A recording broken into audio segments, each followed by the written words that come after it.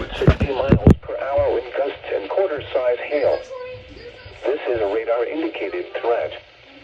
The following impacts are expected. Hail damage to vehicles is expected.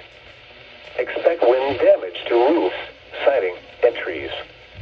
Locations impacted include Springfield, Nixa, Ozark, Republic, Aurora, Battlefield, Willard, Stratford, Marionville, Clever, Sparta, Crane, Fair Grove, Billings, Highlandville, Fremont Hills, Verona, Galena, Brookline, Curly. This includes Interstate 44 between mile marker 63 and 89.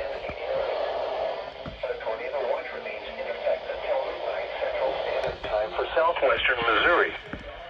For your protection, move to an interior room on the lowest floor of a building. To report severe weather, contact your nearest law enforcement agency. They will send your report to the National Weather Service Office in Springfield. Repeating, a severe thunderstorm warning has been issued until 8:30 p.m. My God, what the heck was that? For the following counties in Missouri: Perry, Christian, Greene, Lawrence, and Stone.